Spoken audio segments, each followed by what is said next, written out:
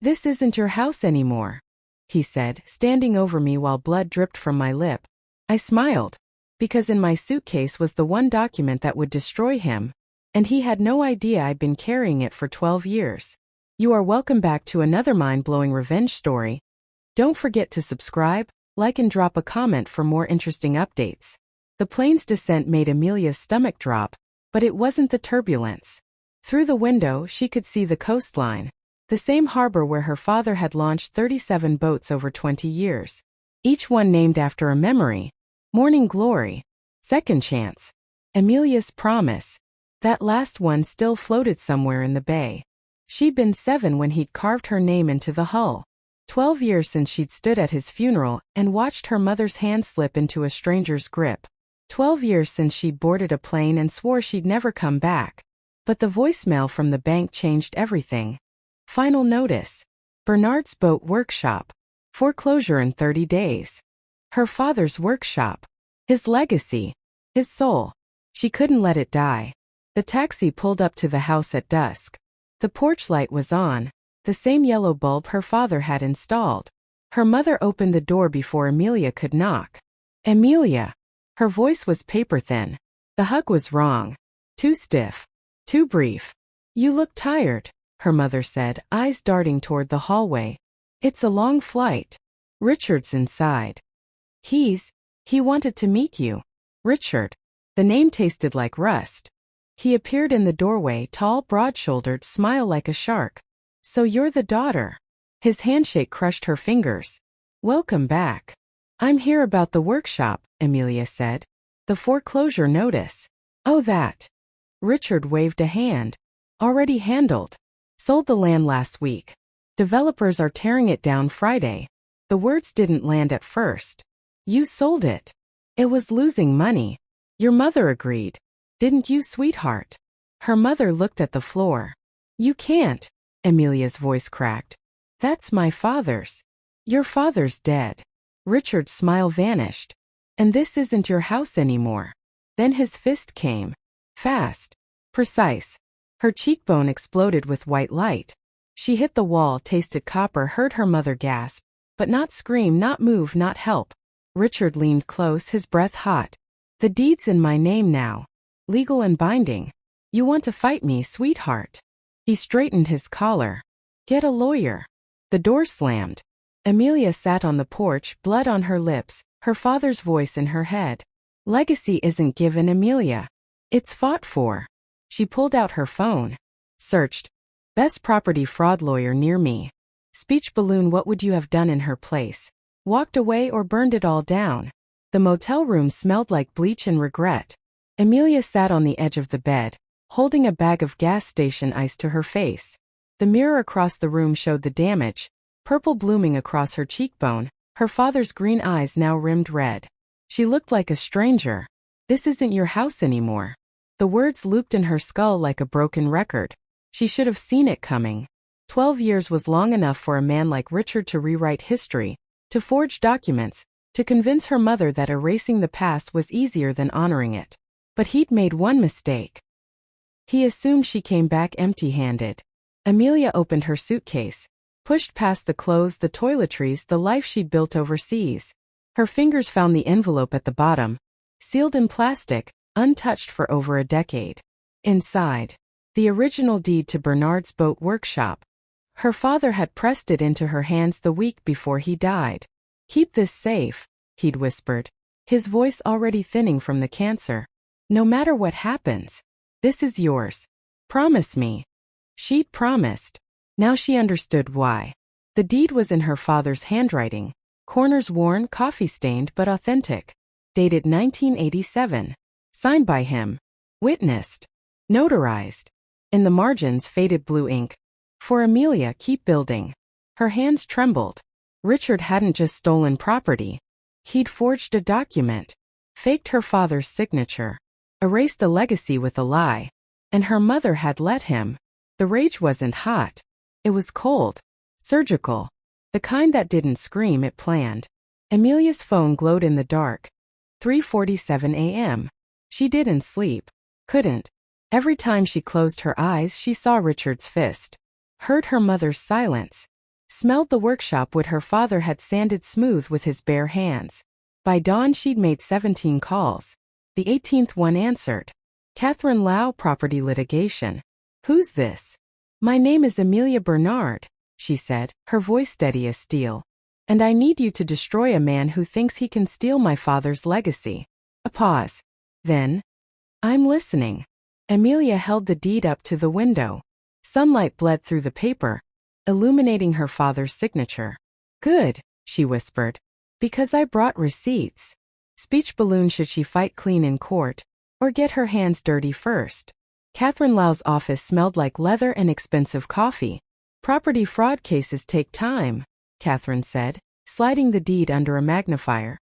Forensic analysis, court dates, depositions. We're looking at 6 months minimum. I don't have 6 months. Demolition starts Friday. Catherine looked up, her expression unreadable. Then we file an emergency injunction. Today. But understand Richard will fight back. Men like him don't surrender property quietly. Good. Emilia's smile was sharp enough to draw blood. I want him to fight. The motel became her war room. Laptop open. Files spread across the bed. Photos of Richard printed and pinned to the wall like a serial killer's shrine.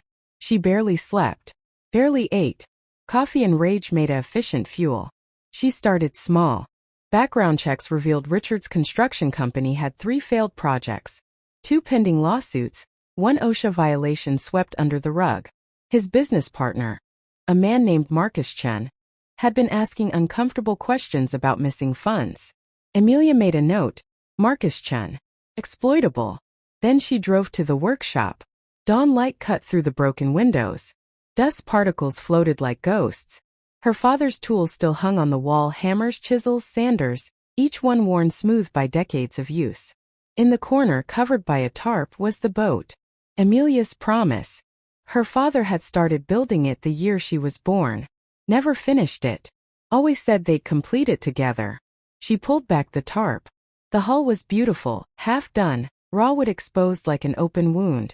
Her fingers traced the carved letters of her name. Something cracked inside her chest. I'm sorry I left, she whispered to the empty room. I'm sorry I wasn't here when you. Her phone buzzed. Mom, please come home.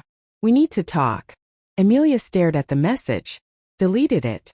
Then she texted Catherine. How dirty are we willing to play? The response came in seconds. That depends. How badly do you want to win? Emilia looked at her father's unfinished boat. At the workshop that still smelled like cedar and memories. At the legacy Richard thought he could erase with a forged signature. She typed. Scorched earth. Speech balloon. Is revenge worth losing yourself? Or is that the only way to win? The first strike was elegant. Emilia sent Marcus Chun an anonymous email. A scanned invoice showing Richard had billed their shared project $47,000 for materials never delivered. The money had vanished into Richard's personal account. Marcus called Richard within the hour. Emilia knew because she was parked across from Richard's office, watching through binoculars as he paced, phone pressed to his ear, face red. The second strike was surgical. She leaked her father's original deed to the local newspaper. Not the forgery angle yet, just a human interest story. Beloved craftsman's workshop faces demolition. Daughter fights to preserve legacy. By Wednesday the town was talking. By Thursday Richard's demolition permit was under review. Friday morning, Emilia sat in a diner when Richard walked in. He saw her immediately. Crossed the room in 4 strides. You think you're clever? He slid into the booth uninvited, his voice low and venomous. Playing games with my business partners? Talking to reporters. Emilia sipped her coffee calm. I have no idea what you mean. You're going to drop this lawsuit. Today. No. His jaw clenched. I will bury you. She leaned forward, eyes cold as winter. You took everything from me. My home. My father's workshop. 12 years of peace. She smiled, the kind that didn't reach her eyes. I'm just taking it back. One piece at a time. Richard's hand shot across the table, gripping her wrist. You want war. She didn't flinch. Her other hand, hidden below the table, tapped her phone screen. Recording. Yes, she whispered. I want war. He released her, breathing hard, and stormed out. Emilia sent the audio file to Catherine with one word. Exhibit A. The waitress refilled her coffee. Rough day, she asked. Emilia smiled. It's getting better. Speech balloon. How far would you go to protect what your family built? The envelope arrived at the motel on a Tuesday. No return address. Just her name in handwriting she hadn't seen in years. Her mother's. Inside. A letter yellowed with age, dated 3 months after her father's funeral. Emilia, if you're reading this, I've finally found the courage to tell you the truth. Richard proposed 2 weeks after your father died. I said no. He asked again. And again. He was patient. Persistent. He said I needed someone to take care of me, that the workshop was drowning in debt, that your father's dream was killing us both. I didn't believe him. Not at first. But then the bills came. Medical debt from your father's treatment. Property taxes I couldn't pay. The bank threatened foreclosure. I was drowning, Emilia. And you were gone. Richard offered a solution. Transfer the deed to his name temporarily, just until we stabilized. He'd handle the business side. I could keep the workshop alive. I signed the papers he put in front of me. I didn't read them carefully enough. By the time I realized what I'd done, that he'd forged your father's signature, that the temporary transfer was permanent, it was too late. He owned everything. The house. The workshop. Me. I stayed because I was afraid. Because I didn't want to admit I'd destroyed what your father built. Because I thought if you never came back, you'd never have to know what I'd done. I'm so sorry, sweetheart. I'm so sorry I chose comfort over truth. Fear over fight. Your father would be ashamed of me. I'm ashamed of me. Mom. Emilia's hand shook. She read it 3 times. 4. The words blurred. Her mother had known. Not from the beginning, but long enough. And she'd stayed silent. Let Richard parade around as the rightful owner. Let Emilia walk into that house blind. The rage wasn't clean anymore. It was muddy, complicated, human. Her phone rang. Catherine. Emergency hearing set for Monday. But Emilia. Richard just filed a countersuit. Claims you've been harassing him, interfering with his business. He's going after damages. Emilia stared at her mother's letter. Let him, she said quietly. I'm not stopping. She folded the letter, tucked it into her father's deed envelope. Then she drove to the workshop and stood in front of the unfinished boat. Her father's voice a memory. Legacy isn't given, Emilia. It's fought for. She picked up a sander. Started smoothing the wood. Tears streaming. Hand steady. Speech balloon. Can you forgive someone who stayed silent while you burned?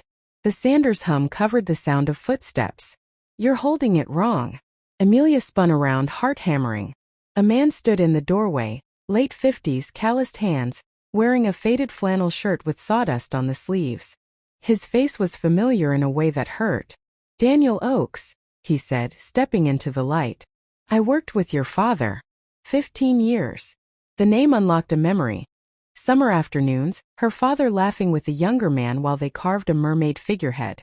Daniel teaching her how to tie a bowline knot when she was 9. I remember you, she whispered. He nodded toward the boat. He started this the day you were born. Always said you two would finish it together. His voice cracked. I'm sorry you're doing it alone. Emilia set down the sander, suddenly exhausted. Why are you here? Because Richard's been trying to demolish this place for 3 weeks, and somehow every permit gets delayed. Every inspection finds new violations. Every contractor suddenly has scheduling conflicts. Daniel's smile was thin. Funny how that happens. She stared. You've been sabotaging him? Your father saved my life once. Pulled me out of the water when my boat capsized in a storm. I owed him everything. He picked up a chisel, testing its edge. Richard doesn't deserve to touch what your father built. For the first time in weeks, Emilia felt something other than rage. Hope. Fragile and terrifying. I'm filing a lawsuit, she said. It's going to get ugly. Good. I'll testify. I watched Richard forge documents, bribe inspectors, threaten your mother. Daniel's jaw tightened. I'll burn him down with you. They worked in silence for an hour, sanding, measuring, shaping with the way her father had taught them both. The rhythm was meditative. Healing. He wanted you to have this. Daniel said suddenly, pulling a folded paper from his pocket. Your father. He gave it to me before he died. Said if you ever came back, I should give it to you. Emilia unfolded it. A blueprint. For the finished boat. At the bottom her father's handwriting. For Emilia, when you're ready to come home. She couldn't breathe. Daniel squeezed her shoulder. You're not alone in this fight. She nodded, unable to speak. Outside, a car engine rumbled. Richard's truck pulled into the driveway. Speech balloon when you've lost everything. Who shows up to help you fight? Richard didn't knock. He kicked the workshop door open, 2 men in suits flanking him. Trespassing, he said, pointing at Emilia. This is private property. You have 10 seconds to leave before I call the cops. Daniel stepped forward. She has every right. You. Richard's smile was poison. The loyal dog. Still sniffing around dead men's scraps. Emilia's phone buzzed. Catherine, emergency. Call now. She stepped outside, hands shaking as she dialed. Your mother just testified, Catherine said, voice tight. In a deposition. For Richard. The world tilted. What? She claims your father verbally gave Richard permission to manage the property. That the deed transfer was consensual. Emilia, she's corroborating his story. The phone nearly slipped from her grip. Her mother. The woman who wrote that letter. Who apologized. Who knew? She'd chosen Richard. Again. There's more, Catherine continued. Richard's threatening to destroy your father's boat if you don't drop the lawsuit. He says it's on his property. He can do what he wants. Something inside Emilia snapped. She hung up, walked to her car, drove to Richard's office downtown. She broke in at midnight, found his file cabinet, financial records, forged contracts, bribery receipts, everything she needed. But rage made her sloppy. She didn't just take the files. She destroyed his office, shattered picture frames, appended furniture, spray-painted thief across his wall. The security camera blinked red in the corner. She just handed him everything. Catherine's voice was ice the next morning. What the hell did you do? Daniel found her at the motel, eyes hollow. Your father built things, Emilia. He didn't destroy them. She stared at her hands, still stained with spray paint. Maybe I'm not my father, she whispered. Speech balloon should she stop, or finish what she started no matter the cost? The courtroom smelled like old wood and broken promises. Emilia sat beside Catherine, watching Richard's lawyer parade evidence across the judge's bench. Photos of the vandalized office, security footage of her breaking in, testimony about harassment and obsession. Your Honor, Richard's lawyer concluded, Miss Bernard is clearly unstable. Her actions demonstrate a pattern of. I'd like to call Miss Bernard to the stand, Catherine interrupted. Richard smirked. His lawyer nodded confidently. Emilia's legs trembled as she walked forward. Took the oath. Saturday.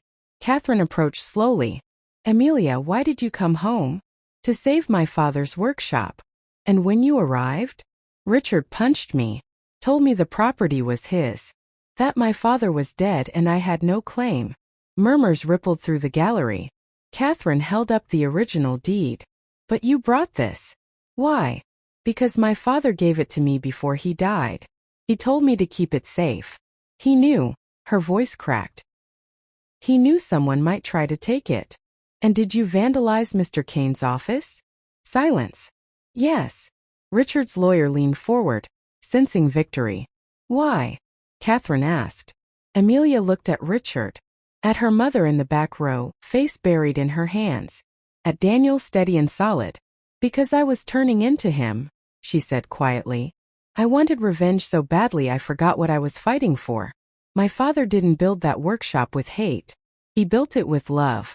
With patience. With his hands. She pulled something from her pocket. A piece of wood sanded smooth, carved with her name. This is from the boat my father started 30 years ago. The one Richard threatened to destroy. I've been finishing it. Not because I want to hurt anyone.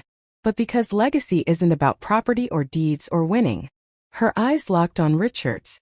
It's about what you build when everything's been taken from you. The courtroom was silent. Catherine placed forensic documents before the judge. Your Honor, Handwriting analysis confirms Richard Kane forged the deceased signature. Financial records show he bribed inspectors and embezzled funds. And this, she played audio. Richard's voice threatening Emilia at the diner. The judge's expression hardened. Mr. Kane stand. Richard's face drained of color. This court finds in favor of Ms. Bernard. The property is restored to her name. Mr. Kane, you're facing fraud charges. Bailiff. Richard's world collapsed in handcuffs. Emilia didn't smile. She just breathed. Speech balloon, was revenge worth it? Or did she find something better? The workshop smelled like varnish and new beginnings. 3 months after the trial, Emilia stood on the dock at dawn, watching Daniel apply the final coat to Emilia's promise. The boat gleamed, 30 years of love and loss finally made whole. Richard was gone. 18 months for fraud. His construction company dissolved. His name erased from every deed he tried to steal. The town didn't mourn him. Her mother lived in a small apartment near the harbor now. They'd met for coffee twice. Conversations were stilted, careful, like strangers learning a new language. Emilia hadn't forgiven her. Maybe she never would. But abandonment felt crueler than attempting grace. You ready? Daniel asked, wiping his hands on a rag. Emilia nodded. They pushed the boat into the water together. It floated perfectly, balanced, beautiful, complete. She climbed aboard, ran her fingers along the hull where her father had carved her name 3 decades ago, added below it in fresh letters, and Daniel, and Dad, built with love. The sun broke over the horizon, painting the water gold. He'd be proud of you, Daniel said from the dock. I'm not sure I'm proud of me. Emilia looked at her hands, still scarred from sanding, still stained from the spray paint she'd used in Richard's office. I almost became the monster I was fighting. Almost. Daniel's smile was gentle. But you didn't. That's what matters. A figure appeared at the end of the dock. Her mother. Hesitant. Holding a thermos. I brought coffee, she called out, voice small. I know you're launching today. I hoped. Emilia looked at Daniel. At the boat. At the workshop behind them. Now filled with new tools, new projects, new apprentices learning her father's craft. Legacy wasn't a deed. It wasn't revenge. It wasn't even justice. It was this choosing to build when the world tried to bury you. She waved her mother forward. Come on, Emilia said. Let's take her out together. Her mother's sob echoed across the water. The boat cut through the harbor, sunlight catching the name painted on the bow. Emilia's promise. Behind them the workshop stood solid. The lights burning. Her father's voice a whisper in the wind. Keep building. And she would. Every single day. Speech balloon, was revenge worth it? Or did Emilia find something more powerful than payback? Thank you for watching till the end. Subscribe to our channel to keep enjoying mind-blowing family revenge stories.